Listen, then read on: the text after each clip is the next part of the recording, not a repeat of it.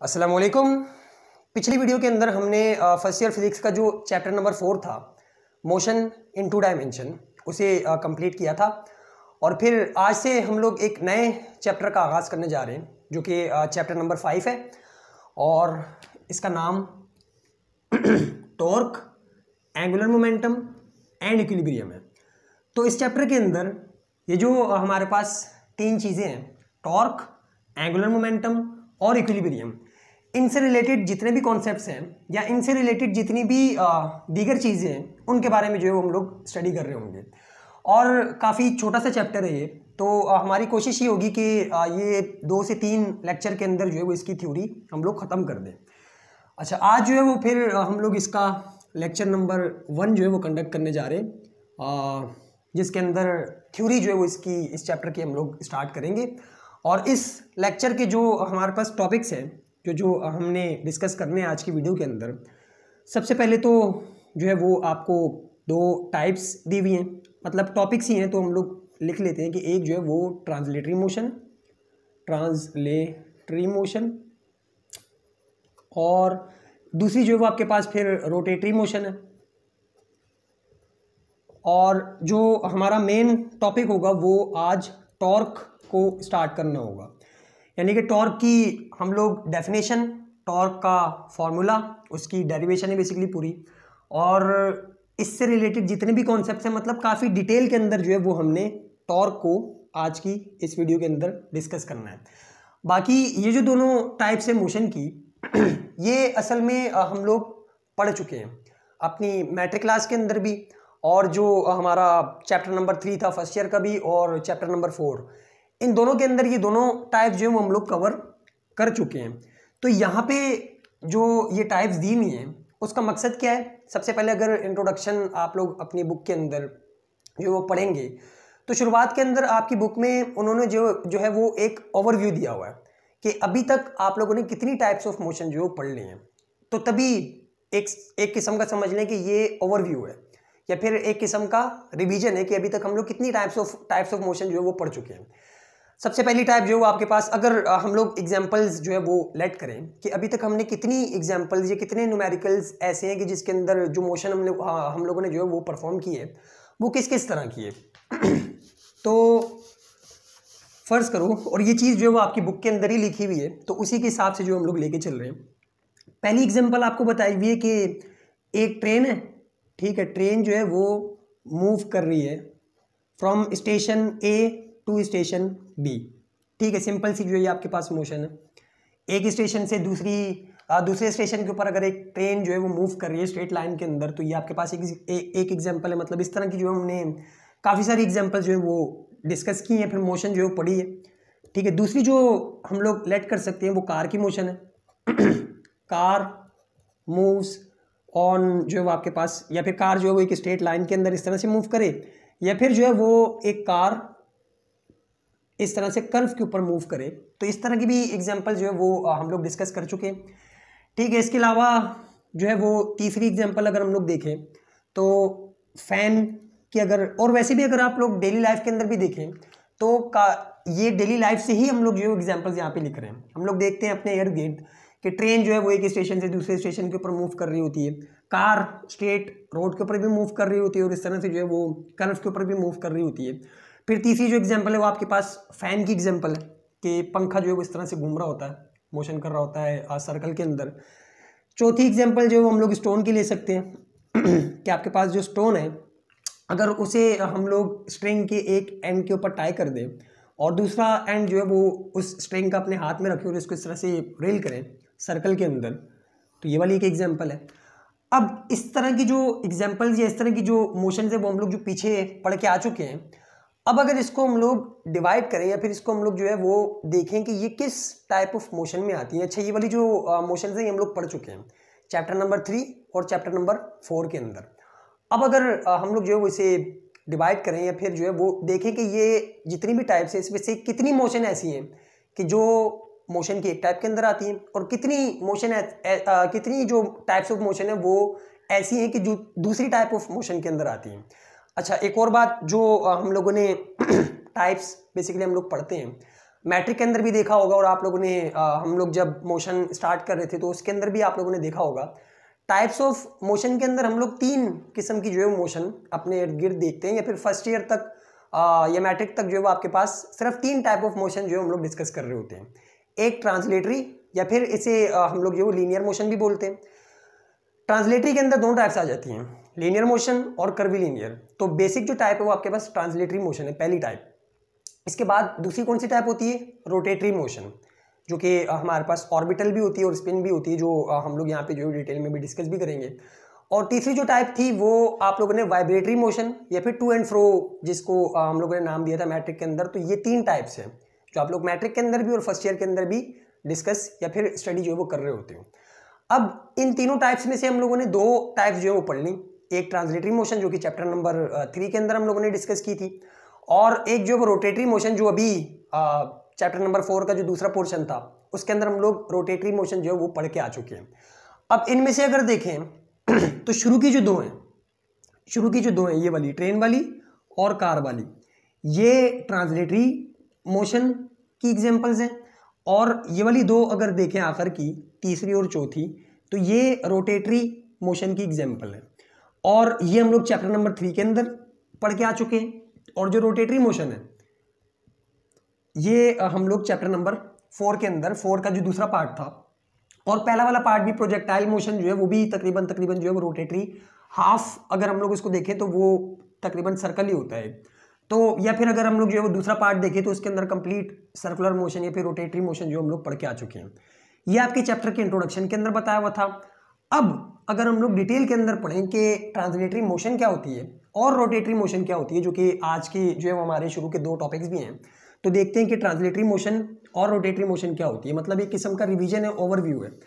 असल में हम लोग पढ़ चुके हैं ट्रांसलेटरी मोशन भी और रोटेटरी मोशन भी अपनी मैट्रिक क्लास के अंदर। अगर जो है वो मैं गलत नहीं हूँ तो मैट्रिक क्लास के अंदर हम लोगों ने जो है वो ये ट्रांसलेटरी मोशन भी और रोटेटरी मोशन भी जो है पढ़ी थी। तो दोबारा से जो है इसे रिवाइज कर लेते हैं अगर आपके उन्होंने इस चैप्टर के अंदर डाला हुआ है। ठीक है, तो सबसे पहली जो हमारे पास मोशन है वो ट्रांसलेटरी मोशन है। और अगर इसकी प्रॉपर डेफिनेशन को हम लोग समझें तो डेफिनेशन क्या बताती है कि if the axis of frame of reference, ये जो F.O.R लिखा हुआ है ये फ्रेम ऑफ रेफरेंस को जो है वो यहाँ पे शो कर रहा है। If the axis of frame of reference of body remains always parallel to the corresponding axis of observers frame of reference, then this type of motion is called translatory motion. अब इसका मतलब क्या है कि जो आपके पास फ्रेम ऑफ रेफरेंस है या फिर axis of frame of reference है उस बॉडी का कि जो मोशन परफॉर्म कर रही है, अगर वो पैरेलल हुआ या फिर वो अगर जो है वो आपके पास पैरेलल हुआ corresponding axis of the observers frame of reference, अगर वो पैरेलल हो ऑब्जर्वर के फ्रेम ऑफ रेफरेंस से, तो इस तरह की जो है वो थ्रू आउट द मोशन, तो इस तरह की जो मोशन है उसे हम लोग ट्रांसलेटरी मोशन कह रहे होते हैं। अब इसका मतलब क्या है यहाँ पे जो हम लोग समझते हैं, फर्ज करो कि ये वाली जो बॉडी है, ये हमारे पास एक बॉडी है और ये जो है वो मोशन परफॉर्म कर रही है पॉइंट ए से पॉइंट बी के ऊपर। ये आपके पास जो है वो पॉइंट बी है। अब ये आपके पास बॉडी है और ये इसकी जो है वो हमारे पास मोशन है पॉइंट ए से पॉइंट बी के ऊपर, तो कुछ इस तरह की होगी मोशन। ठीक है, एक ऑब्जर्वर है जो यहाँ पे खड़ा हुआ है और इस मोशन को जो है ऑब्जर्व कर रहा है। ऑब्जर्वर के जो फ्रेम ऑफ रेफरेंस के एक्सिस है, फ्रेम ऑफ रेफरेंस बेसिकली क्या कि हमारे पास एक्सिस ही होती है एक्स वाई जेड, तो ये एक्स एक्सिस, ये वाई एक्सिस और ये जो है आपके पास जेड एक्सिस। अगर ये तीनों की तीनों एक्सिस इस वाली बॉडी के फ्रेम ऑफ रेफरेंस यानी कि इन्हीं तीनों एक्सिस के पैरेलल हैं, तीनों की तीनों एक्सिस, ठीक है, वाई जो है वाई के साथ पैरेलल है, एक्स जो है वो एक्स के साथ पैरेलल है और जेड जो है वो जेड के साथ पैरेलल है थ्रू आउट द मोशन, इस पॉइंट के ऊपर भी। ठीक है, एक दो ही पॉइंट लेते हैं हम लोग, ठीक है, क्योंकि हम लोग 2 ही पॉइंट को जो यहाँ पे कंसिडर कर रहे हैं। तो ये आपके पास एक्स है, ये वाई है और ये जेड है। तो अगर यहाँ पे हम लोग देखें तो जो हमारे पास ऑब्जर्वर के फ्रेम ऑफ रेफरेंस है या फिर axis of frame of reference है वो बॉडी के फ्रेम ऑफ रेफरेंस या फिर axis of frame of reference के पैरेलल है, दोनों पॉइंट के ऊपर through out the motion completely जो है वो जितना भी जो है मूव करे, तो इस तरह की जो मोशन होती है इसको हम लोग ट्रांसलेटरी मोशन कहते हैं। और यही दो टाइप जो आपकी शायद बुक के अंदर भी उन्होंने दी होंगी। पहली वाली एग्जांपल तो यहाँ पे हम लोगों ने समझ ली। अब इस वाली एग्जांपल को भी अगर देखें तो ये थोड़ा सा कर्व है, ये जो होती है आपके पास बिल्कुल स्ट्रेट लाइन के अंदर मोशन होती है ना, लीनियर मोशन जिसको बोलते हैं हम लोग। कर्वी लीनियर जो होती है वो भी आपके पास ट्रांसलेटरी मोशन के अंदर आती है। ट्रांसलेटरी मोशन के आप लोगों ने जो है वो जो कॉन्सेप्ट है या फिर जो समझने की रूल है वो आप लोगों ने ध्यान में रखना है कि फ्रेम ऑफ रेफरेंस ऑब्जर्वर का जो इस बॉडी की मोशन को जो है ऑब्जर्व कर रहा है उसका फ्रेम ऑफ रेफरेंस, और जो बॉडी है जितना भी जो है इसने मोशन परफॉर्म की है थ्रू आउट द मोशन, अगर उस बॉडी का फ्रेम ऑफ रेफरेंस जो है वो मैच कर रहा है, मतलब उसके जो एक्सिस है वो मैच कर रहे हैं ऑब्जर्वर के एक्सिस के साथ, तो उसका मतलब कि जो हमारे पास मोशन है वो क्या है, ट्रांसलेटरी मोशन। तो यहाँ पे भी अगर हम लोग देखें तो यहाँ पे एक ऑब्जर्वर अगर बना दें, ड्रॉ कर दें, एक ऑब्जर्वर है, ठीक है, जो इसकी मोशन को ऑब्जर्व कर रहा है, तो ये इसके जो है वो फ्रेम ऑफ रेफरेंस है, axis of frame of reference है। और इसके भी अगर देखो तो यहाँ पे भी बिल्कुल सेम होगा, यहाँ पे भी बिल्कुल सेम होगा और यहाँ पे भी बिल्कुल सेम होगा। इसी चीज़ को हम लोग जो है वो आसान तरीके से भी समझ सकते हैं, जिससे ट्रांसलेटरी मोशन जो है आपको और क्लियर हो जाएगी। और वो क्या है, ये वाली यहाँ से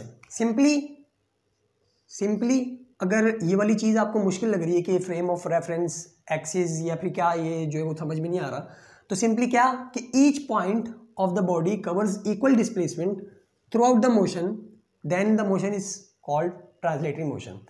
अगर जो बॉडी मोशन परफॉर्म कर रही है उसका हर पॉइंट, उसका हर कॉन्स्टिट्यूएंट जो आपके पास पॉइंट है वो इक्वल डिस्टेंस ट्रेवल कर रहा है थ्रू आउट द मोशन, तो इस तरह की जो मोशन है वो हमारे पास कौन सी मोशन कहलाती है, ट्रांसलेटरी मोशन। अब फर्ज करो कि ये आपके पास एक बॉडी है, जो ये वाली एग्जांपल ली है, सबसे पहले इसको देख लेते हैं ठीक है, ये आपके पास एक बॉडी है और इसने जो है वो यहाँ से यहाँ तक जो है वो डिस्टेंस ट्रेवल किया, पॉइंट ए से पॉइंट बी तक, पॉइंट ए से पॉइंट बी तक। अब कोई भी 3-4 पॉइंट जो है वो आप लोग इस बॉडी के ऊपर कंसीडर कर लो, ठीक है, ये 1, ये 2, ये 3, और यहाँ पे भी जो है वो बॉडी वो यही वाली होगी, शेप थोड़ी सी इसकी चेंज होगी। उसी तरह से जो हम लोग ड्रॉ करने की कोशिश करते हैं, तो समझ लो कि ये दोनों जो है वो सेम है, और ये वाले जो पॉइंट है ये तीनों के तीनों वही सेम पॉइंट है जो इस बॉडी, मतलब दोनों बॉडीज जो है वो सेम है। हम इसकी दो पोजीशंस को जो है यहाँ पे बना रहे हैं, दो पोजीशंस को जो हमने यहाँ पे लेट किया हुआ है।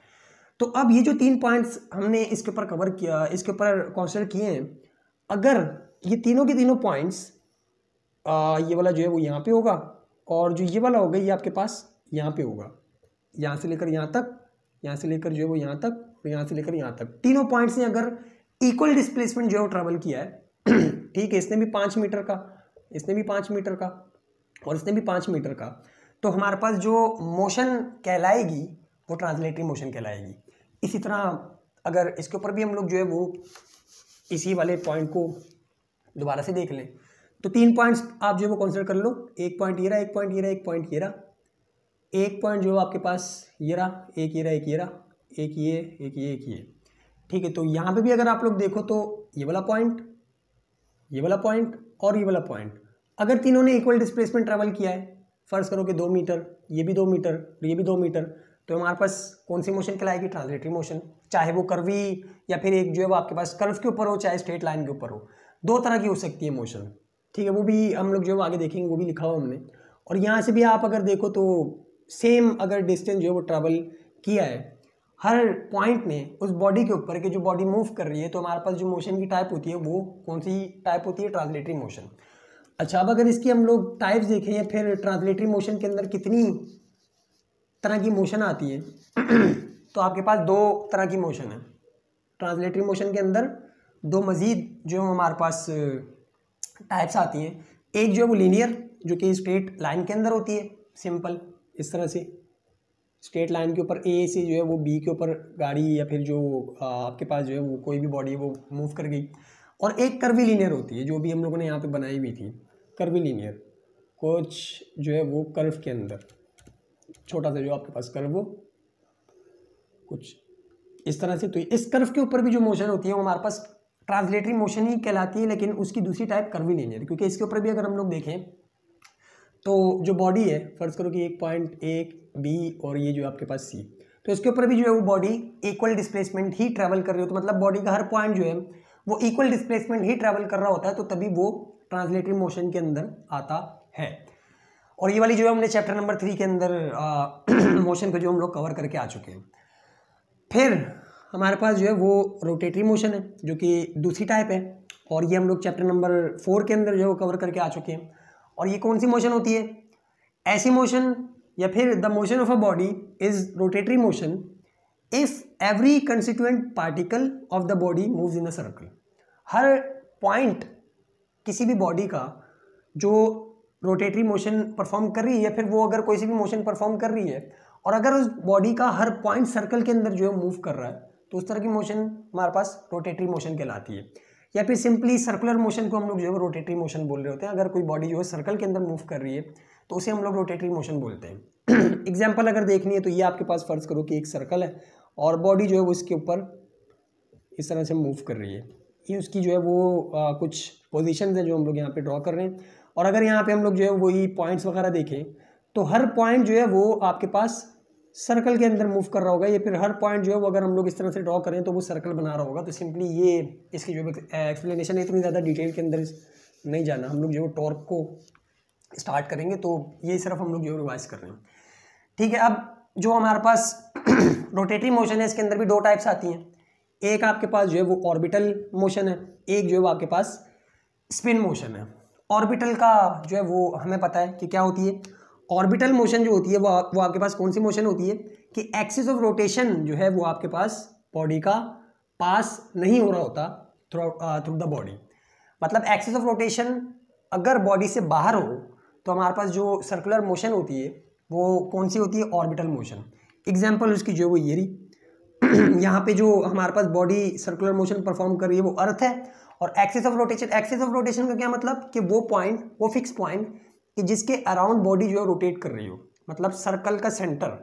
तो अगर सर्कल का जो सेंटर है, मतलब जो एक्सिस ऑफ रोटेशन है वो बॉडी के अंदर से ही पास कर रहा है तो वो स्पिन मोशन है, जो यहाँ पे लिखा हुआ है कि axis of rotation passes through the body.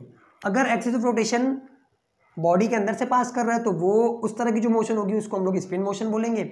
और अगर एक्सिस ऑफ रोटेशन जो है वो बॉडी के अंदर से पास नहीं कर रहा बल्कि बाहर कहीं लाई कर रहा है, तो उस तरह की मोशन को हम लोग क्या बोलते हैं? Orbital motion. और एग्जांपल हमारे पास ये रही कि सन जो है वो आपके पास सन का अर्थ जो है वो सन का ऑर्बिट करती है, ठीक है, सर्कुलर मोशन परफॉर्म करती है।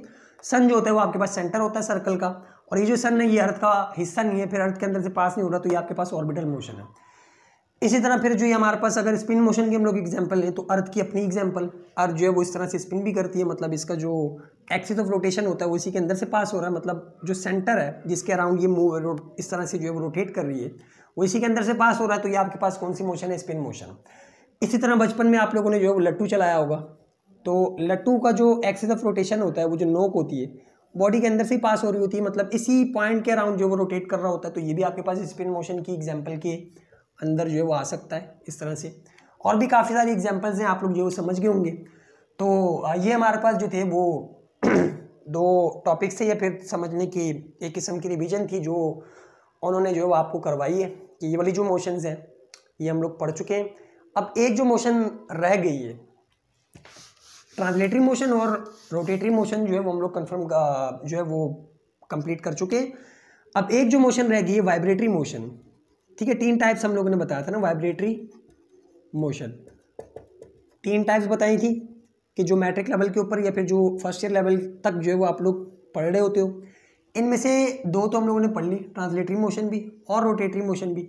अब ये जो तीसरी टाइप है ये शायद आपके चैप्टर नंबर 8 के अंदर जो है वो स्टार्ट होगी, जब हम लोग सिंपल हार्मोनिक मोशन और इस तरह की जो चीज़ें जो पढ़ रहे होंगे, वेव्स वगैरह, तो उसके अंदर जो है वाइब्रेटरी मोशन आपकी स्टार्ट होगी। बाकी ये 2 जो है हम लोग पढ़ चुके हैं।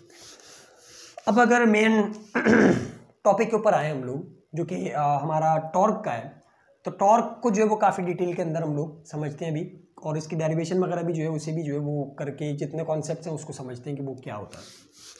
ठीक है जी, तो ये हमारे पास टॉर्क है, और सबसे पहले इसे हम लोग आसान तरीके से समझने की कोशिश करेंगे, जैसे हम लोगों ने मैट्रिक क्लास के अंदर जो है वो समझा था। और फिर जो आपकी बुक के अंदर फर्स्ट ईयर के अंदर जो उन्होंने तरीका दिया हुआ है ये थोड़ा सा जो है वो कॉम्प्लिकेटेड है, तो तभी हम लोग पहले इसे जो है वो समझ लेंगे और बाद में हमारे लिए जो ये वाली डेरिवेशन है ये आसान हो जाएगी। अगर डेफिनेशन पे जाएं इसकी, तो the turning effect of force is called torque. Simple सी डेफिनेशन है वही मैट्रिक वाली कि अगर हम लोग किसी बॉडी के ऊपर फोर्स लगाएं और वो जो फोर्स है उस बॉडी को टर्न कर दे, उस बॉडी के अंदर जो है वो टर्निंग इफेक्ट प्रोड्यूस कर दे, तो वो जो नई चीज़ हमारे पास आती है, ये जो टर्निंग इफेक्ट आता है हमारे पास, इसे हम लोग क्या बोल रहे होते हैं? टॉर्क। या फिर इसे आप लोग मैथमेटिकली भी याद कर सकते हो, मतलब जो इसका फॉर्मूला है कि product of force end moment arm. ये वाली डेफिनेशन भी जो आप लोग यूज़ कर सकते हो कि product of force end moment arm जो है आपके पास क्या होता है? टॉर्क। या फिर simply the turning effect of force is called torque. अब मोमेंट आर्म क्या होता है ये भी आप लोगों को जो है वो पता होगा, अगर मैट्रिक क्लास के अंदर जो है वो सही से आप लोगों ने पढ़ा था। Perpendicular distance between the line of action of force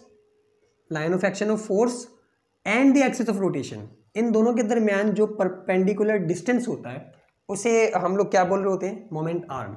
तो मोमेंट आर्म जो कि असल में एक डिस्टेंस या फिर एक डिस्प्लेसमेंट ही होता है, और जो आपके पास फोर्स है, इन दोनों का प्रोडक्ट जो है वो हमें किस चीज़ की वैल्यू देता है? टॉर्क की, कि जो हमारी फोर्स थी उसने कितना टर्निंग इफेक्ट उस बॉडी के अंदर प्रोड्यूस किया।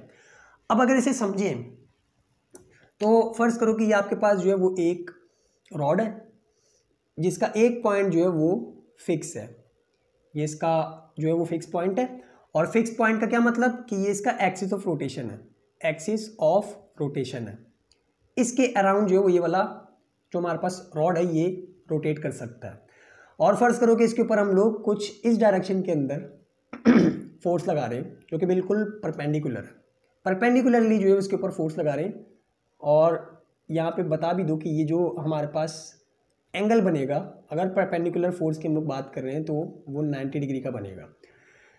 ठीक है, इसके बाद क्या होगा? जब हम लोग यूँ फोर्स लगाएंगे तो ये जो हमारे पास रॉड है इस तरह से रोटेट करना स्टार्ट कर देगा इस फिक्स पॉइंट के अराउंड। अब यहाँ पे अगर हम लोग मोमेंट आर्म देखें तो इस डेफिनेशन के मुताबिक perpendicular distance between the line of action of force. Line of action of force का क्या मतलब कि वो लाइन की जिसके ऊपर आपने फोर्स लगाई, मतलब अगर इसी फोर्स को हम लोग जो है वो एक्सपेंड कर दें, इस तरह से कर दें, तो ये हमारे पास line of action of force कहलाता है। मतलब जिस पॉइंट के ऊपर फोर्स लग रही है उस लाइन को जो है इस तरह से अगर आप एक्सटेंड कर दें तो ये पूरी की पूरी लाइन जो है वो आपके पास line of action of force कहलाती है, और ये हमारे पास जो है एक्सिस ऑफ रोटेशन है। तो इन दोनों के दरमियान का परपेंडिकुलर डिस्टेंस जो है वो आपके पास क्या कहलाता है? Moment arm. तो यहाँ से अगर हम लोग देखें तो फोर्स जो है वो आपके पास, या फिर line of action of force जो है वो इस तरह से, और जो एक्सिस ऑफ रोटेशन है वो कुछ इस तरह से, मतलब ये वाला एक्सिस ऑफ रोटेशन है। तो इनके दरमियान का जो परपेंडिकुलर डिस्टेंस है ये वाला, अगर यहाँ से भी देखो तो परपेंडिकुलर और यहाँ से भी देखो तो ये भी परपेंडिकुलर, यानी कि 90 डिग्री का एंगल बना रहा है। तो ये क्या कहलाएगा? Moment arm. ये आपके पास क्या कहलाएगा? मोमेंट आर्म, जो कि इस वाली चीज़ को, इस वाले जो है वो रॉड को रोटेट करवा रहा होगा।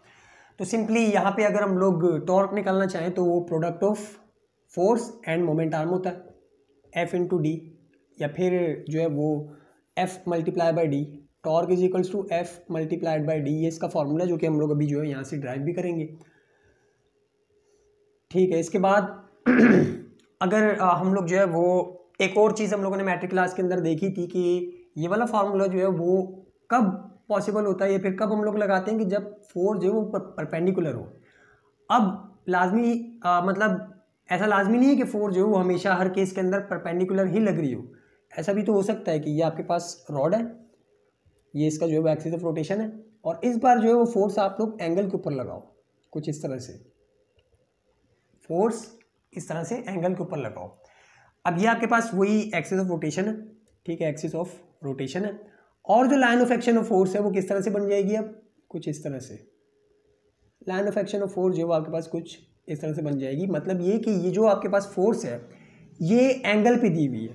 अगर इसको हम लोग थोड़ा सा एक्सटेंड कर दें या फिर एक्सिस को जो है वो यहाँ पे बनाएं, तो ये जो फोर्स है ये कुछ एंगल के ऊपर, इस वाली बॉडी के ऊपर या फिर इस वाले रॉड के ऊपर जो लग रही है। तो अब क्या होगा? इसका जो फॉर्मूला था वो भी हम लोग मैट्रिक क्लास के अंदर जो पढ़ के आ चुके हैं, किसके बराबर होता है? इस केस के अंदर हम लोग क्या करते हैं कि टॉर्क जो है वो निकालने के लिए F इंटू डी और साथ में साइन थीटा भी जो है वो लगा देते हैं। ये साइन थीटा क्यों लगता है, ये भी इसका भी जवाब जो है हम लोगों ने मैट्रिक के अंदर लिया था कि जो साइन थीटा होता है वो क्यों लगता है। और अगर यहाँ पे हम लोग देखें तो इसका जवाब कैसे मिलेगा कि इस फोर्स को हमें रिजॉल्व करना पड़ेगा। मतलब अगर देखें तो फोर्स जो है वो इस डायरेक्शन में लग रही है और जो बॉडी है वो रोटेट हो रही है, बॉडी जो है वो रोटेट हो रही है। रोटेट तो होगी, अगर फोर्स इस डायरेक्शन में भी लगाओ तो रोटेट तो होगी, लेकिन फोर्स का कौन सा कंपोनेंट है कि जो इस वाले रॉड को जो है वो रोटेट करवा रहा होगा, तो वो हमें रिजॉल्व करने के बाद पता लगेगा। अगर एक्सिस जो है वो हम लोग यही वाले ले लें कि इसको जो है हम लोग बोलें कि ये वाई, इसको बोलें कि ये हमारे पास एक्स है, तो ये जो हमारे पास फोर्स है ये रिजॉल्व हो जाएगी एक्स वाले में, एफ एक्स, या फिर इसे आप एफ पैरेलल भी बोल सकते हो, रॉड के साथ जो पैरेलल है, पैरेलल बोल दो क्योंकि यहाँ पे पैरेलल यूज़ किया हुआ है, तो ये जो है आपके पास पैरेलल वाला कंपोनेंट है जो कि रॉड के जो है वो पैरेलल है। और ये वाला जो होगा ये आपके पास फोर्स का परपेंडिकुलर वाला कंपोनेंट होगा, फोर्स का परपेंडिकुलर वाला कंपोनेंट होगा जो कि हमारे पास इस रॉड के ऊपर जो लग रहा होगा। अगर यहाँ पे आपसे जो है सवाल किया जाए कि बताओ इस फोर्स का कौन सा वाला कंपोनेंट इस वाले रॉड को रोटेट करवा रहा है, तो आप लोगों का जवाब जो है वो यही होगा कि ये वाला जो कंपोनेंट है परपेंडिकुलर वाला, ये रिस्पॉन्सिबल है टॉर्क प्रोड्यूस करवाने के लिए। अंधा भी देख के बता दे कि यही वाला जो आपके पास कंपोनेंट है परपेंडिकुलर डायरेक्शन के अंदर लग रहा है और यही इस रॉड को जो रोटेट करवा रहा होगा। बाकी ये वाला जो हमारा कंपोनेंट है पैरेलल वाला, इसके साथ क्या रहा होगा कि ये टोटल लॉस के अंदर होगा, मतलब ये पुलिंग का काम कर रहा होगा, इस वाले रॉड को जो इस तरह से इस डायरेक्शन के अंदर खींच रहा होगा, और ये तो यहाँ से फिक्स है, ये आगे की डायरेक्शन में थोड़ी जाएगा। उसका मतलब कि ये हमारा टोटल लॉस हो रहा होता है पैरेलल वाला, अगर फोर्स जो आपके पास एंगल के ऊपर आ जाए तो यहाँ पे जो हमारे पास टॉर्क वाला होता है, ये जो परपेंडिकुलर वाला कंपोनेंट होता है यही टॉर्क को जो है प्रोड्यूस करवा रहा होता है। और परपेंडिकुलर वाले कंपोनेंट की या फिर एफ वाई वाले कंपोनेंट का फॉर्मूला क्या होता है, अगर इसको हमने निकालना हो, रेजोल्यूशन ऑफ अ वेक्टर, बच्चों वाला काम है ये वाला, तो मतलब सबको जो है वो पता होगा कि एफ वाई या फिर परपेंडिकुलर वाला कंपोनेंट निकालना हो फोर्स का, तो उसका फॉर्मूला क्या होता है, या फिर सिंपली एफ वाई का फॉर्मूला क्या होता है, एफ साइन थीटा। तो तभी यहाँ पे साइन थीटा भी ऐड हो जाता है, ठीक है। तो ये जो साइन थीटा होता है ये हमें क्या दे रहा होता है, एफ साइन थीटा परपेंडिकुलर वाले कंपोनेंट की वैल्यू कि ये कितना है, और इससे जो है वो फिर आपके पास टॉर्क प्रोड्यूस हो रहा होता है। तो ये दो केसेस हम लोगों ने जो है वो अपनी मैट्रिक क्लास के अंदर पढ़े थे, और उसी से जो है वो ये सारे के सारा जो हम लोग यहाँ पे अभी डिस्कस करने जा रहे हैं वो हम लोगों ने समझ लिया। अच्छा, और अगर एक और चीज़ देखें तो यहाँ पे जो line of action of force है, अगर यहाँ पे आप लोग जो है वो direct torque into F into D कर दो, तो वो परपेंडिकुलर डिस्टेंस थोड़ी कराएगा, परपेंडिकुलर डिस्टेंस थोड़ी कराएगा, वो तो जो है वो आपके पास एंगल के ऊपर आ रहा है, नहीं मतलब ये वाला जो आपके पास लाइन ऑफ एक्शन है, लाइन ऑफ एक्शन जो है और एंगल या फिर एक्सिस ऑफ रोटेशन जो है, इनके दरमियान का परपेंडिकुलर डिस्टेंस बोला हुआ है। तो अगर इस केस के अंदर मतलब दूसरे सेंस के अंदर हम लोग देखें एफ इंटू डी अगर करो, तो ये जो डी है ये परपेंडिकुलर डिस्टेंस थोड़ी है, ये परपेंडिकुलर डिस्टेंस थोड़ी है।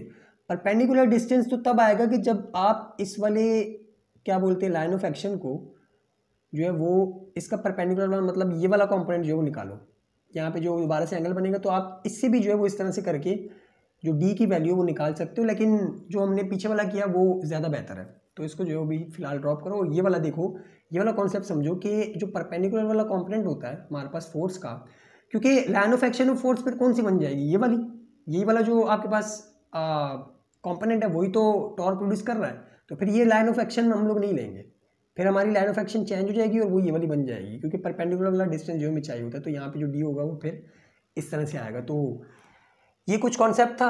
अब इसी को अगर हम लोग मद्देनज़र रखते हुए यहाँ पे जो है वो रख के अपने फॉर्मूले को ड्राइव करके लेके आए तो क्या होगा।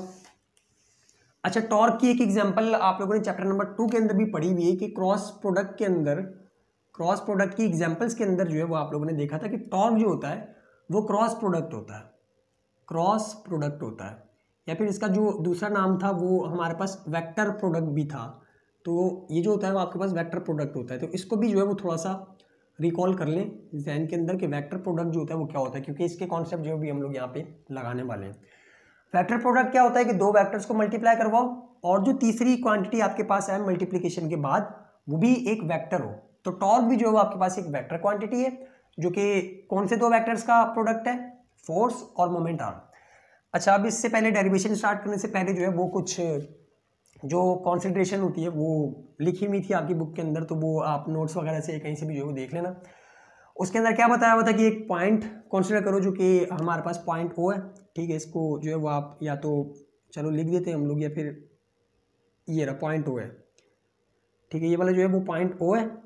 इस पॉइंट ओ के ऊपर या फिर इस पॉइंट ओ का जो पोजीशन वेक्टर है वो उन लोगों ने यहाँ पे इस तरह से दिया हुआ है आर। पोजीशन वेक्टर भी हम लोग चैप्टर 2 के अंदर पढ़ के आ चुके हैं कि वो आपके पास ऐसा वेक्टर कि जो किसी पॉइंट की पोजीशन को जो है वो शो कर रहा हो, तो वो कौन सा वेक्टर कहलाता है, पोजीशन वेक्टर।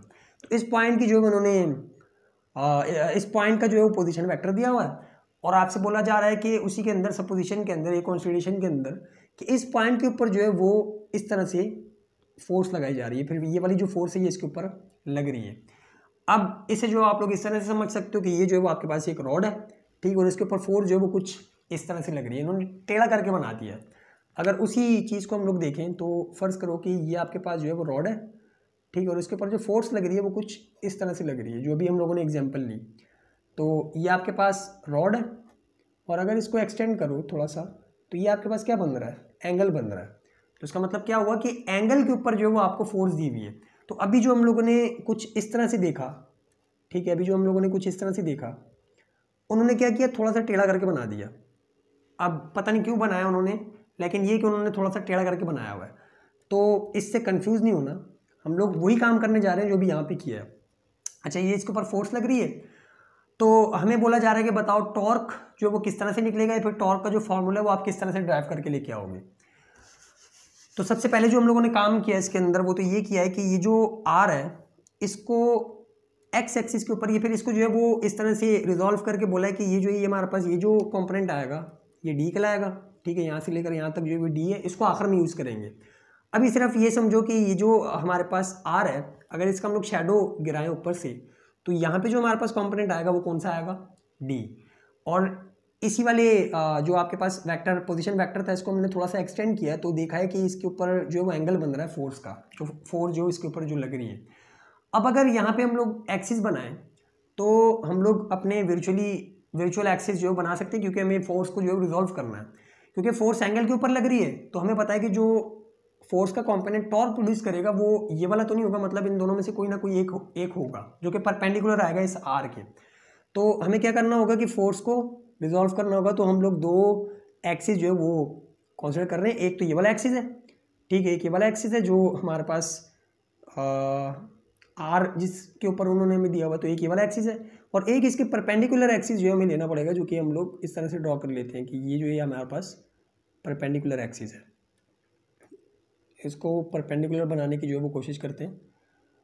तो ये आपके पास क्या है, परपेंडिकुलर एक्सिस है ये आपके पास। अब समझ लो कि ये एक्स है और ये वाई है, ठीक है। जैसे हम लोगों ने यहाँ पे बना भी लेते हैं ताकि कन्फ्यूजन ना हो। तो ये आपके पास जो था वो एक रॉड था, इसके ऊपर जो है हम लोगों ने यू फोर्स लगाई हुई थी, ये एंगल बन रहा था और हमने बोला था कि ये जो है हमारे पास वाई वाला है, या फिर सिंपली जो है वो पैरेलल वाला और परपेंडिकुलर वाला, ठीक है। फिर यहाँ पे बताया था कि ये जो इसका कंपोनेंट आएगा ये परपेंडिकुलर वाला होगा, ये जो कंपोनेंट आएगा वो कौन सा होगा, इसका पैरेलल वाला। तो अब इसको थोड़ा सा टेढ़ा कर दिया हमने, ठीक है, समझ में आ रही है, ये हम लोगों ने जो थोड़ा सा टेढ़ा कर दिया। तो ये जो होगा ये पैरेलल वाला होगा, ये जो होगा ये आपके पास परपेंडिकुलर वाला होगा। अब एफ को अगर हम लोग रिजॉल्व करें तो एफ का एक कंपोनेंट जो है वो इस तरह से आएगा जो कि किसके बराबर होगा, एफ पैरेलल, इसको डार्क कर देते हैं। और एफ का एक जो कंपोनेंट आएगा वो इस तरह से आएगा, इसको भी डार्क कर देते हैं, और ये किसके बराबर होगा, एफ परपेंडिकुलर, एफ परपेंडिकुलर। और ये जो पॉइंट है इसका नाम पॉइंट ओ है, ठीक है। ये जो दो हम लोगों ने इसको इस फोर्स को जो है वो रिजॉल्व कर दिया है एफ को दो इसके कंपोनेंट्स के अंदर, जो कि हम लोगों ने यहाँ पे लिखा हुआ है कि रिजॉल्विंग एफ वाली फोर्स को जो हम लोग रिजॉल्व कर रहे हैं दो कंपोनेंट्स के अंदर, तो वो कौन कौन से बनेंगे, एक एफ पैरेलल जिसका फॉर्मूला एफ कॉस थीटा होता है, बताने की जरूरत नहीं क्योंकि काफ़ी बार जो हम लोग इसको डिस्कस कर चुके हैं। दूसरा जो कंपोनेंट होगा वो आपके पास एफ परपेंडिकुलर वाला होगा, और यही रिस्पॉन्सिबल होगा for producing torque, for producing torque, यही वाला जो कंपोनेंट है ये रिस्पॉन्सिबल होगा। और अगर हम लोग देखें तो ये परपेंडिकुलर डायरेक्शन के अंदर लग रहा है, तो फर्ज करो कि इस पॉइंट से अगर ये वाला जो है हमारे पास रॉड है, तो यही वाला जो कंपोनेंट है इसको इस तरह से रिवॉल्व करवा रहा होगा या फिर रोटेट करवा रहा होगा। बाकी ये वाला क्या कर रहा होगा, ये तो पुल कर रहा होगा ना, तो वो हमारा लॉस हो रहा होगा। अच्छा, अब अगर हम लोग जो है वो टॉर्क का फॉर्मूला बनाएं टॉर्क का फॉर्मूला बनाएं, तो आपकी बुक से भी देख लेते हैं। टॉर्क का फॉर्मूला जो है वो क्या होगा, आर, ठीक है, ये वाला जो आपके पास वेक्टर है आर इंटू कौन से वाला फोर्स, ये वाला फोर्स एफ इंटू एफ का परपेंडिकुलर वाला कंपोनेंट, ठीक है। ये दो हम लोग ने जो है वो इसकी डेफिनेशन से देख के जो है वो फॉर्मूला बना दिया कि force multiply by moment arm जो होता है वो आपके पास टॉर्क होता है। तो ये हमारे पास क्या होगी, मोमेंट आर्म होगी परपेंडिकुलर डिस्टेंस, और ये जो आपके पास फोर्स होगा ये कौन सा वाला होगा, परपेंडिकुलर वाला, जो कि एफ साइन थीटा के इक्वल है। अब अगर यहाँ पे हम लोग जो है वो एफ टी की या फिर परपेंडिकुलर वाले की वैल्यू डालें, तो परपेंडिकुलर वाले की वैल्यू क्या है, आर और एफ साइन थीटा, ठीक है, एफ साइन थीटा। आर भी एक वेक्टर है, एफ भी एक वेक्टर है, साथ में साइन थीटा लगा हुआ है, और वही वाली चीज़ जो हम लोगों ने वहाँ पे की थी यहाँ पे भी वही है। अगर यहाँ पे जो है वो हम लोग एक यूनिट वेक्टर लगा दें, क्योंकि हमें पता है कि टॉर्क जो है आपके पास एक वेक्टर क्वांटिटी है, और वेक्टर क्वांटिटीज़ को शो करने का तरीका चैप्टर नंबर 2 के सारे कॉन्सेप्ट जो यहाँ पे इस्तेमाल हो रहे हैं, तो वो आप लोगों ने जो है वो ध्यान में रखने हैं। हमें एक जो है वो यूनिट वेक्टर की ज़रूरत होती है इसको शो करने के लिए। अच्छा, अब अगर इसकी डायरेक्शन पूछें कि जो आपके पास टॉर्क है ये आपके पास जो है वो किस डायरेक्शन के अंदर लग रहा होगा, जैसे अगर इसी की एग्जांपल लें, ये फोर्स है, ये जो है आपके पास मोमेंट आर्म है, ठीक है, ये आपके पास जो है मोमेंट आर्म है, तो बताओ टॉर्क किस डायरेक्शन के अंदर लग रहा होगा। तो इसका जवाब जो है वो आप लोगों को आना चाहिए अगर आप लोगों ने अच्छे से चैप्टर नंबर 2 जो है वो पढ़ा है। चैप्टर नंबर 2 के अंदर हमने वेक्टर प्रोडक्ट की जो हमारे पास डायरेक्शन होती है, वेक्टर प्रोडक्ट वाले केस के अंदर जो हमने एक केस पढ़ा था, वेक्टर प्रोडक्ट के अंदर एक केस पढ़ा था कि जो नया वेक्टर आता है प्रोडक्ट के बाद उसकी डायरेक्शन जो है वो कहाँ पे होती है।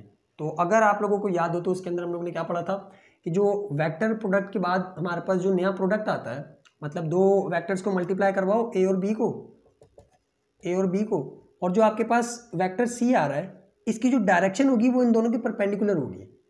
याद है ये वाला केस कि ये ए है ये बी है और जो सी आएगा वो इन दोनों के परपेंडिकुलर होगा। ये जिस प्लेन के अंदर होंगे उसके परपेंडिकुलरली जो है वो आपके पास डायरेक्शन आ रही होगी। तो ये जो डायरेक्शन हम लोग लगा रहे हैं ये वेक्टर को शो करने के लिए लगा रहे हैं, और वेक्टर की जो डायरेक्शन इस टॉर्क की डायरेक्शन को शो करने के लिए लगा रहे हैं, और जो टॉर्क की डायरेक्शन होगी वो इन दोनों के परपेंडिकुलर होगी इस तरह से। ये जिस भी प्लेन के अंदर होंगे टॉर्क जो है वो इस तरह से परपेंडिकुलरली इसके ऊपर लग रहा होगा। तो टॉर्क की अगर आपसे कोई डायरेक्शन पूछे कि बताओ टॉर्क की डायरेक्शन क्या होती है, तो बोलो कि फोर्स और जो मोमेंट आर्म है उसके बिल्कुल परपेंडिकुलरली हमारे पास टॉर्क जो लग रहा होता है। अच्छा, ये डायरेक्शन भी लगा दी, और यहाँ पे अगर बताना है तो बता भी दो कि ये जो है ये आपके पास डायरेक्शन ऑफ टॉर्क है which is perpendicular to F and R, इन दोनों के जो डायरेक्टली प्रोपोर्शनल है, या डायरेक्टली बोल रहा हूँ परपेंडिकुलर है। ठीक है, यहाँ तक जो हमने कर लिया। और अगर इसको जो वो हम लोग दोबारा से क्लोज करें या फिर वेक्टर प्रोडक्ट्स की कॉन्सेप्ट्स को इस्तेमाल करें, तो हमें पता है कि एफ क्रॉस आर करके भी इसको हम लोग लिख सकते हैं। ये एक फॉर्मूला बन गया इसका सिंपली, कि जो टॉर्क होता है वो क्रॉस प्रोडक्ट होता है फोर्स का और आपके पास परपेंडिकुलर डिस्टेंस या फिर मोमेंट आर्म का। ठीक है, अब अगर आपको सवाल के अंदर एक और फॉर्मूला हम लोग जो है वो मैग्नीट्यूड निकालने का इस तरह से भी बना सकते हैं कि अगर आपको जो है वो एफ की वैल्यू आई जे के की फॉर्म के अंदर दे दी जाए, आई जे के की फॉर्म के अंदर दी जाए x1i, ठीक है, और किस तरह से लिखते थे हम लोग, प्लस y1j और प्लस z1k, ठीक है, और r की जो वैल्यू है वो भी आपको जो है वो कुछ इस तरह से वेक्टर फॉर्म के अंदर दी हुई हो कि x2i प्लस का y2j और प्लस का z2k, और आपसे बोला जाए कि बताओ टॉर्क का मैग्नीट्यूड निकाल के बताओ कि टॉर्क कितना होगा। तो आपको जो है वो पता होना चाहिए कि इस वाले केस के अंदर क्रॉस प्रोडक्ट हम लोग किस तरह से निकालते हैं। अगर वेक्टर प्रोडक्ट के अंदर या फिर वेक्टर फॉर्म के अंदर हमें दो जो हमारे पास फैक्टर्स होते हैं उनकी वैल्यू दी हुई हो। तो इसका फॉर्मूला क्या था, तो आप लोगों को याद होगा कि टॉर्क इक्वल टू आई जे के x1 y1 z1 x2 y2 z2 और इसका डिटर्मिनेंट। तो ये आपके पास जो है एक और फॉर्मूला हो गया। इसे भी आप लोगों ने जो ध्यान में रखना है, शायद न्यूमेरिकल्स के अंदर जो है वो याद आपको जो वैल्यूज़ है वो इस तरह से दी हुई हों कि 4 जो आपके पास यू है, जो पोजीशन वेक्टर है वो आपके पास ये वाला है, ये मोमेंट आर्म जो है आपके पास ये वाली है। निकाल के बताओ टॉर्क। तो कैसे निकालोगे, सिंपली इस तरह से इसको सॉल्व करना भी जो आप लोगों को आता है। तो ये आपके पास जो है वो दूसरा फॉर्मूला हो गया। ठीक है, इसके बाद जो है वो अगर हम लोग जो है वो अब जो ये वाली चीज़ हमने की थी दोबारा से इसको जो है बंद करके फाइनल करें, तो इस वाले जो है वो आप लोग ट्रायंगल को कंसीडर करो। ओ इसको नाम दे दो ए, इसको नाम दे दो बी। ठीक है, ओ ए बी। इसके अंदर जो थीटा है, मतलब ये थीटा अगर यहाँ बन रहा है तो यहाँ पे भी वही बनेगा। मैट्रिक क्लास का जो थ्योरम था आपका कि अगर दो लाइंस आपस में इंटरसेक्ट कर रही हूँ तो जो ऑल्टरनेट एंगल्स होते हैं वो आपके पास क्या होते हैं, इक्वल होते हैं। तो जो यहाँ पे एंगल है वही यहाँ पे भी एंगल है। एंगल के सामने वाली चीज़ क्या होती है, परपेंडिकुलर। एंगल की जो है वो एडजेसेंट जो है वो बेस होती है। ठीक है, और जो ये चीज़ बड़ी वाली होती है हमारे पास साइड, इसको हम लोग हाइपोटेनस बोल रहे होते हैं। अब अगर इसके अंदर इस डी का और इस आर का हम लोग रिलेशन देखें तो वो साइन थीटा के अंदर आएगा, क्योंकि साइन थीटा के अंदर ही परपेंडिकुलर और हाइपोटेनस आता है। तो पी अपॉन एच। ठीक है, पी की जगह पे जो हमारे पास डी है, एच की जगह पे जो हमारे पास आर है। तो डी की अगर वैल्यू निकालनी हो तो आर वहाँ जाके जो है वो मल्टीप्लाई हो जाएगा। तो डी की जो वैल्यू आएगी वो आपके पास क्या आएगी, डी की वैल्यू आएगी आर साइन थीटा। ठीक है, ये आपके पास जो है वो डी की वैल्यू आ गई। अब अगर हम लोगों ने फॉर्मूला बनाया था यहाँ पे basically T is equals to F R sine theta, F R sine theta. ठीक है, यहाँ पे जो हम लोगों ने फॉर्मूला बनाया था इस डायरेक्शन को लगाने से पहले, तो इस वाले केस के अंदर अगर हम लोग आर साइन थीटा को जो है वो रिप्लेस करके डी लगा दें, क्योंकि हमने अभी डी की वैल्यू निकाली है कि डी आर साइन थीटा के इक्वल होता है। और डी क्या है, परपेंडिकुलर डिस्टेंस है, परपेंडिकुलर डिस्टेंस है, और ये जो आपके पास एफ है। तो अगर इसको रिप्लेस करके हम लोग सिंपली जो है वो डी लगा दें तो डी भी लगा सकते हो। तो क्या आएगा, एफ इंटू डी, जो कि सिंपली हमारे पास क्या होता है, force multiply by moment arm. तो इससे ये चीज़ भी क्लियर हो गई कि जो टॉर्क होता है वो किसके बराबर होता है, force multiplied by moment arm. ठीक है, force multiply by moment arm. और अगर देखो तो यहाँ पे भी जो है वो वही केस हो रहा है। तो कि ये जो डी है ये आपके पास मोमेंट आर्म था, ये परपेंडिकुलर डिस्टेंस था, और फोर जो थी वो कुछ इस डायरेक्शन में लग रही थी, फोर जो थी वो आपके पास इस डायरेक्शन के अंदर लग रही थी। हमने कहाँ से शुरू किया, मतलब हमने बोला कि ये जो आपके पास चीज़ है या फिर ये वाला जो केस है वो थोड़ा सा इस डायरेक्शन के अंदर चला गया। तो असल में हो क्या रहा होता है कि फोर्स का जो परपेंडिकुलर वाला कंपोनेंट है ना, ये वाला हमेशा जो है आपके पास टॉर्क जो है वो क्रिएट कर रहा होता है। अगर इसी को हम लोग थोड़ा सा ऊपर लेके चले जाएं, मतलब डी जो है हम लोग कुछ इस तरह से ऊपर लेके चले जाएं और फोर्स की वैल्यू यूँ हो, तो यहाँ पे भी जो है वो यही वाला कंपोनेंट आएगा, परपेंडिकुलर वाला कंपोनेंट ही आएगा। तो यहाँ पे अगर हम लोग देखें तो फोर्स हमारे पास ये थी, तो परपेंडिकुलर वाला जो डिस्टेंस बन रहा था, ये परपेंडिकुलरली जो डिस्टेंस बन रहा था इस line of action of force से लेकर एक्सिस ऑफ रोटेशन तक, वो यही वाला बन रहा था। तो ये आपके पास क्या था, मोमेंट आर्म ही तो था। तो आप सिंपली जो है वो यूँ भी बता सकते थे, और बाकी हमने जो है ये दो फार्मूले बनाने थे तो वो फार्मूले भी हमने जो है वहाँ पे बना लिए। क्रॉस प्रोडक्ट जिस तरह से भी हम लोग सॉल्व करते आए हैं अपने चैप्टर नंबर 2 के अंदर, आपको न्यूमेरिकल्स के अंदर जो इस तरह से भी वैल्यूज़ दे सकते हैं, इस तरह से भी दे सकते हैं। ठीक है, और जो है वो सिंपली अगर एफ इंटू डी वाली लगानी है, मतलब उन्होंने बोला हुआ कि ये मोमेंट आर्म है, ठीक है, और जो आपके पास फोर्स की वैल्यू वो इतनी है, तो सिंपली आप जो है वो डायरेक्ट मल्टीप्लाई कर दो। मतलब कोई एंगल नहीं दिया हुआ, सिंपली आपको बोला हुआ है कि एक जो है वो फोर्स लग रही है परपेंडिकुलरली किसी बॉडी के ऊपर, तो आप क्या करो कि टॉर्क निकाल के बताओ, तो डायरेक्ट आप जो है इस तरह से निकाल के बता सकते हो। अच्छा, दो चीज़ें, एक और चीज़ भी जो थी वो हमारे पास रह गई, एक और दो कॉन्सेप्ट हो रहे हैं, दो कॉन्सेप्ट हो रहे हैं, वो भी हम लोग लेते हैं और फिर जो है वो इस वीडियो को एंड करते हैं। अच्छा, एक कॉन्सेप्ट क्या है, वो आपके साइंटिफिक क्वेश्चंस के अंदर भी आता है, और वो अगर आप लोग देखो तो आप ये हमारे पास जो है वो एक वही रॉड है, ठीक है, ये हमारे पास रोड है। अगर टॉर्क के फॉर्मूले के ऊपर गौर करो तो force multiply by moment arm है ना, अभी सिंपली जो हम लोग समझ रहे हैं। तो इससे दो रिलेशन बनते हैं। टॉर्क जो है वो आपके पास डायरेक्टली प्रोपोर्शनल है फोर्स के, और टॉर्क जो है वो आपके पास डायरेक्टली प्रोपोर्शनल है मोमेंट आर्म। ये क्या लिख दिया, टॉर्क जो है वो आपके पास डायरेक्टली प्रोपोर्शनल है मोमेंट आर्म के, दोनों डायरेक्ट रिलेशन में। और मतलब क्या इसका, कि टॉर्क की वैल्यू उतनी ही ज़्यादा आएगी जितनी आप फोर्स बढ़ाते जाओगे। और ये तो ऑब्वियस सी बात है कि जितनी ज़्यादा फोर्स आप लगाओगे उतना ज़्यादा ही तेज़ी से ये वाला जो रॉड है ये रोटेट करेगा। ये वाली बात तो समझ में आती है, ठीक है। जितनी ज़्यादा कम फोर्स लगाओगे उतना ज़्यादा कम रोटेशन इसके अंदर होगी। इस वाली बात को अगर हम लोग समझें कि टॉर्क डायरेक्टली प्रोपोर्शनल है मोमेंट आर्म के, तो उसका मतलब क्या है कि हमारे पास जितना ज़्यादा मोमेंट आर्म होगा, जितना ज़्यादा मोमेंट आर्म होगा उतना ज़्यादा टॉर्क प्रोड्यूस होगा। जितना ज़्यादा कम मोमेंट आर्म होगा उतना ज़्यादा कम टॉर्क जो प्रोड्यूस होगा।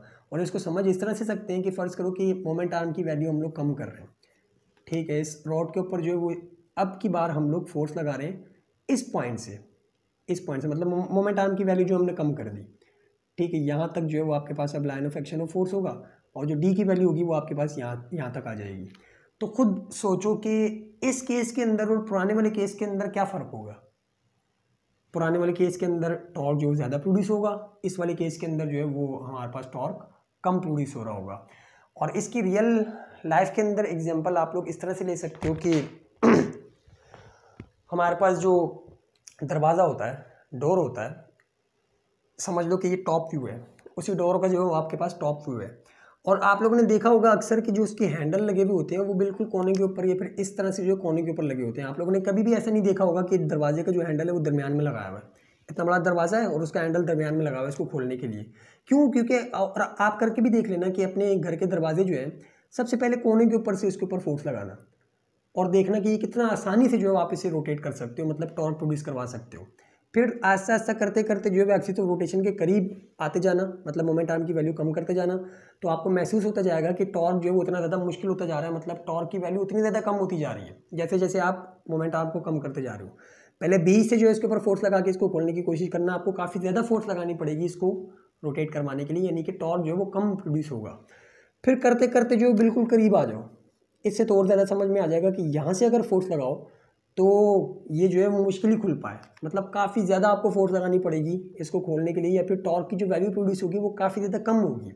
और करते करते एक कॉन्सेप्ट आपके पास ये है कि अगर आप एक्सिस ऑफ रोटेशन के ऊपर ही आ जाओ, मतलब कि एक्सिस ऑफ रोटेशन और अगर आपके पास line of action of force दोनों पैरेलल हो जाएं या फिर दोनों एक ही तरह से हो जाएं, पैरेलल इस तरह से कि भाई line of action of force भी वही है और आपने जो है वो ये जो होता है एक्सिस ऑफ रोटेशन ये भी जो है वो वही है, तो टॉर्क ज़ीरो हो जाएगा।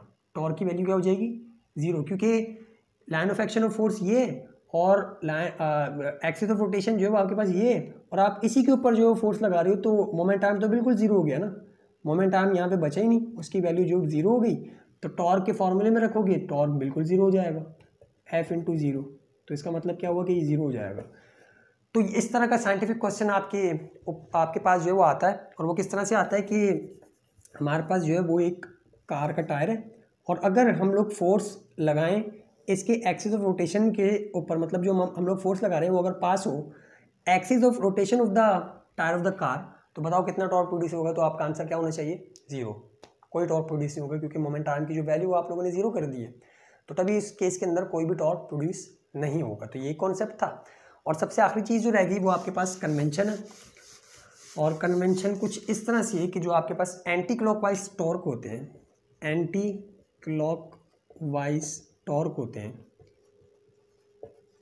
वो हम लोग लेते हैं पॉजिटिव, ठीक है। ये वाला कॉन्सेप्ट भी हमने क्रॉस प्रोडक्ट के अंदर पढ़ा हुआ है। और जो आपके पास क्लॉकवाइज टॉर्क होते हैं, क्लॉकवाइज टॉर्क होता है और उसको हम लोग नेगेटिव ले रहे होते हैं, ठीक है। क्यों लेते हैं? ये हम लोगों ने क्रॉस प्रोडक्ट के अंदर जो वो देखा हुआ है। एंटी क्लॉकवाइज कैसे होता है? इस तरह से घड़ी के उलट सिमट में, मतलब घड़ी इस तरह से चल रही होती है तो इसको उल्टा अगर कर दो, एंटी क्लॉकवाइज चलो, तो ये पॉजिटिव होगा, और अगर इस तरह से करोगे तो इसकी वैल्यू जो है हम लोग नेगेटिव के अंदर ले रहे होंगे। और ये जो पॉजिटिव और नेगेटिव होता है ये सिंपली डायरेक्शन को शो कर रहा होता है, मतलब ये कि फोर्स और जो आपके पास फोर्स और जो मोमेंट आर्म है, अगर वो कुछ इस तरह से, ये फोर्स है ये आपके पास और ये जो है मोमेंट आर्म है, ठीक है, ये वाला मोमेंट आर्म है, और एंटी क्लॉकवाइज अगर जो वो आप लोग फोर्स लगा रहे हो या टॉर्क लगा रहे हो तो उसकी जो डायरेक्शन होगी वो कुछ इस तरह से होगी, मतलब इस डायरेक्शन के अंदर आ रही होगी।